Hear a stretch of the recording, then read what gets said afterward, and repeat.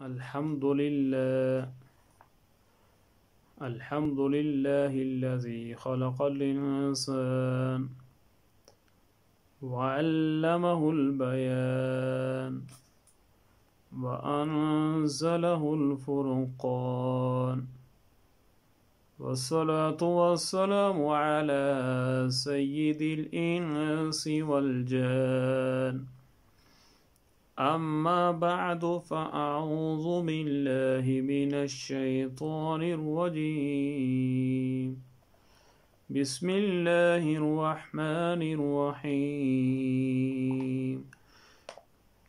إن الذين آمنوا وعملوا الصالحات سيجعل لهم الرحمن ودا صدق اللہ العظیم۔ انتہائی واجب الاحترام میرے محترم عزیز ساتھیوں، بھائیوں، بزرگوں، بدیع الزمان فی دروس رمضان کے تحت دروس کا سلسلہ جاری ہے۔ یہ 11واں درس قرآن ہے اور آج کے درس قرآن کا عنوان ہے اعمال رمضان، کہ انسان جو اس رمضان میں اعمال کرتا ہے اللہ تعالیٰ کی طرف سے اس کو کیا کیا ثواب عطا کیے جاتے ہیں۔ گزشتہ درس میں مغفرت کے بارے میں عرض کیا تھا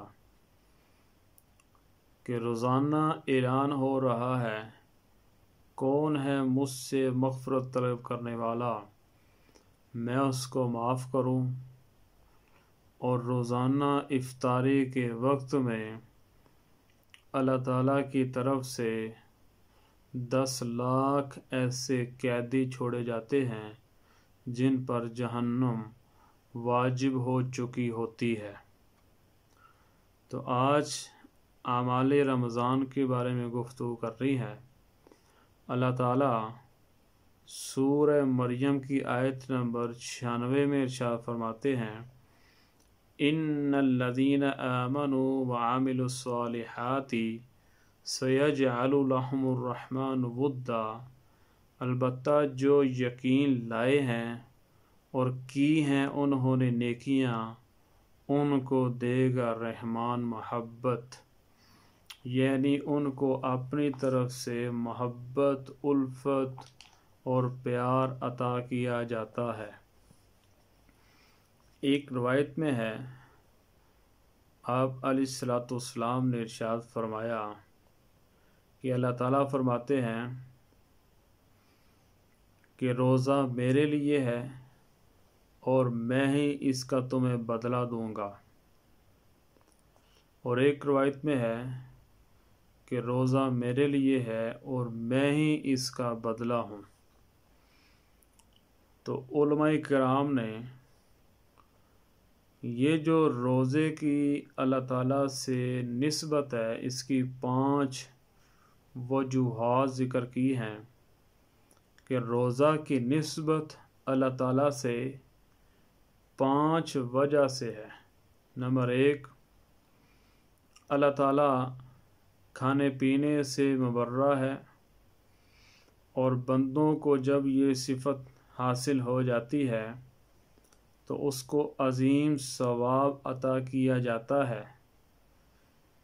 جناب نبی کریم علیہ الصلوۃ والسلام نے ارشاد فرمایا، من کان لہ خلق من اخلاق اللہ تعالی فہو اہل الجنہ، جس میں اللہ تعالیٰ کی کوئی عادت ہو وہ جنتی ہے۔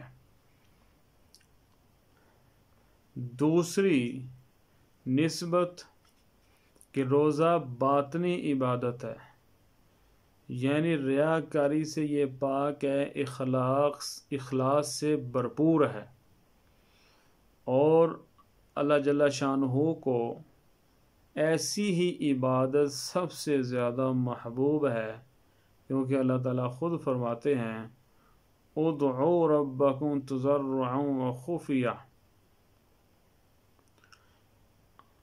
یعنی اپنے بندوں اپنے رب کو پوشیدہ رو کر پکارو، یہ زیادہ اللہ تعالیٰ کے ہاں محبوب ہے۔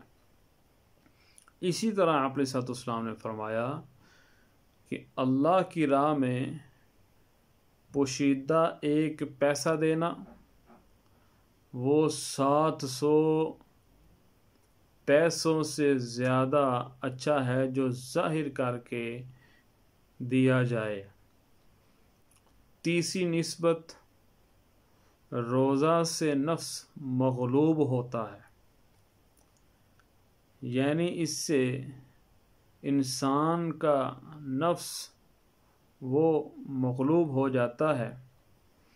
اور آپ علیہ السلام نے فرمایا کہ روزے دار کا سونا اس شخص کے جاگنے اور تمام رات عبادت کرنے سے بہتر ہے جو روزہ نہ رکھے۔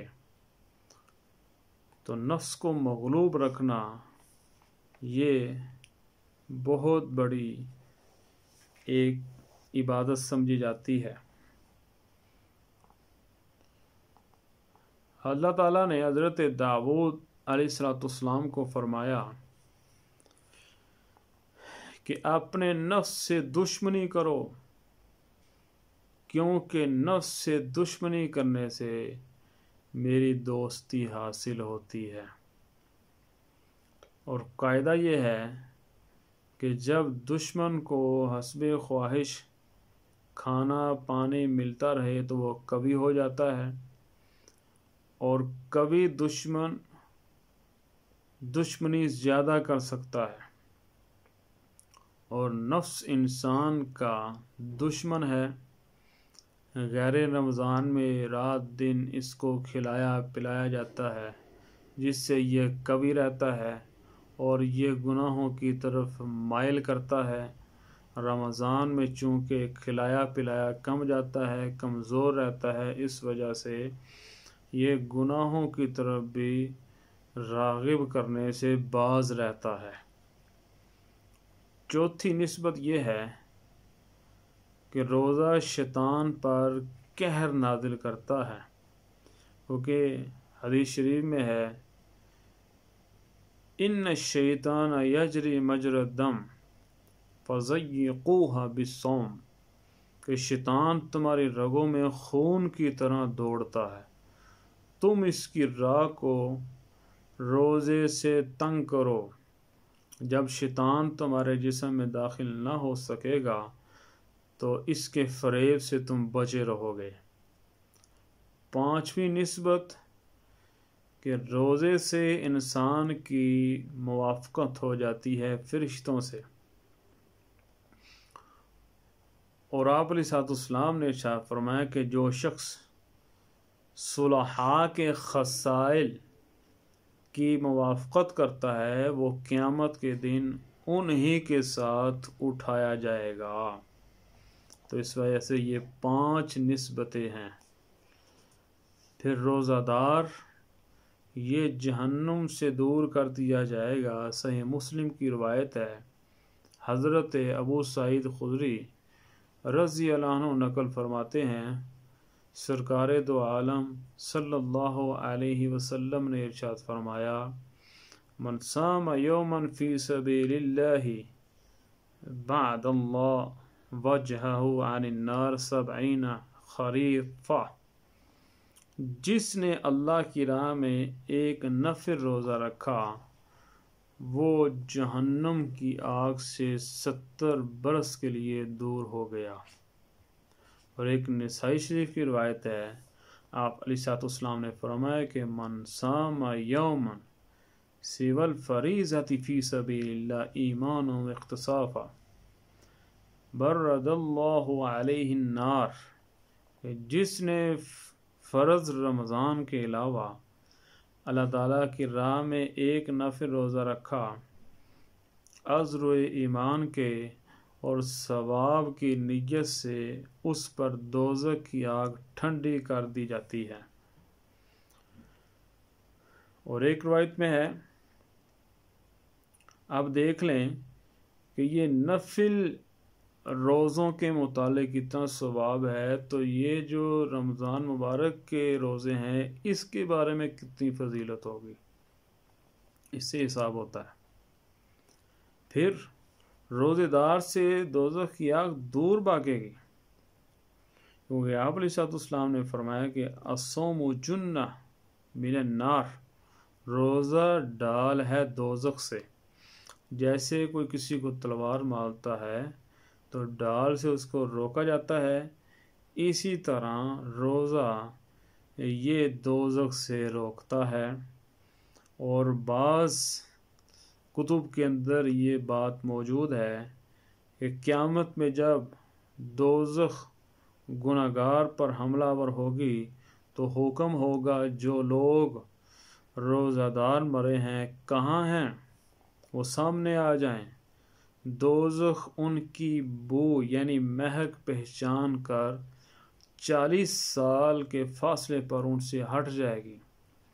اور ایک روایت میں ہے کہ قیامت کے دن ایک گناہگار دوزخ میں ڈالا جائے گا، آگ اس سے بھاگے گی، جو مالک فرشتہ ہے دوزخ کا، آگ اس سے، وہ دوزخ کی آگ سے کہے گا تم کیوں دوڑتی ہو، اس کو کیوں نہیں پکڑتی؟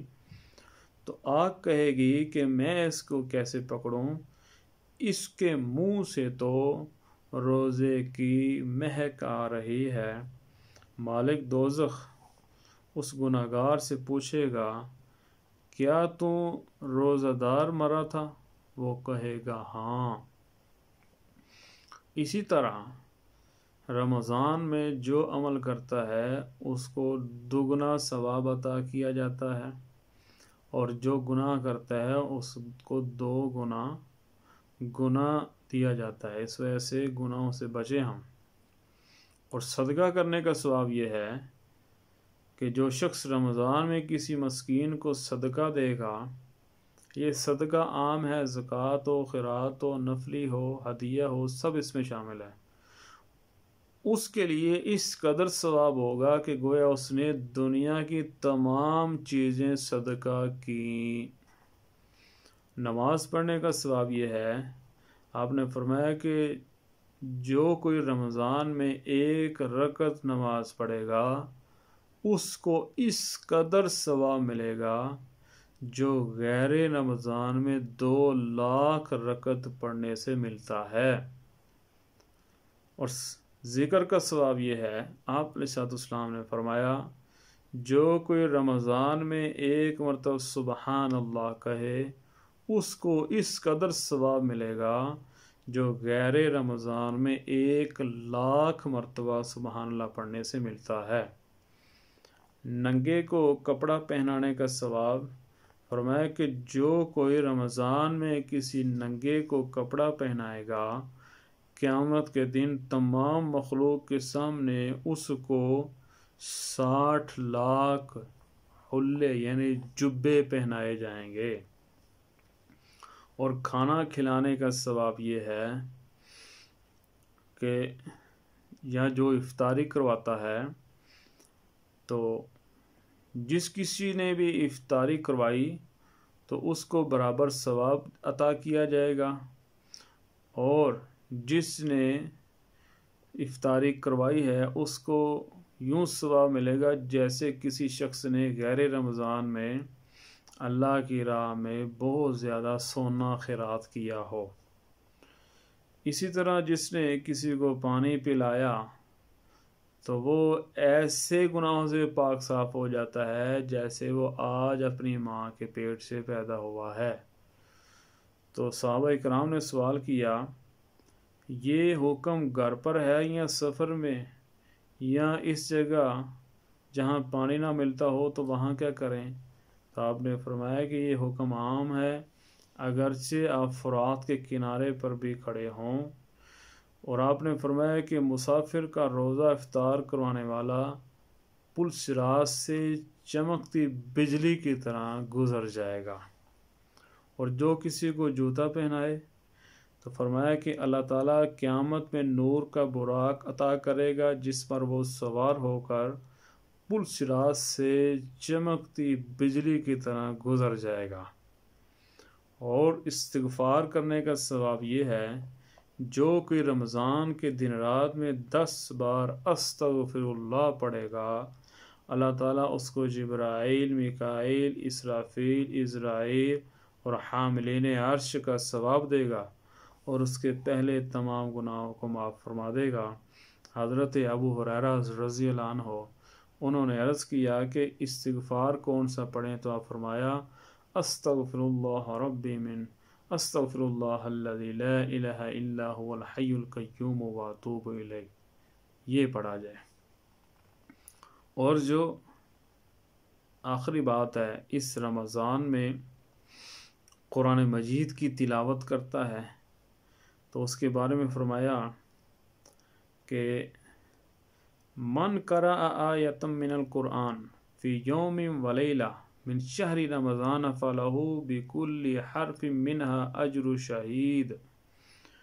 جو کہ رمضان کے دن میں یا رات میں ایک آیت قرآن پاک کی پڑھے گا، اللہ تعالیٰ اس کو ہر حرف کے بدلے ایک شہید کا ثواب عطا کریں گے۔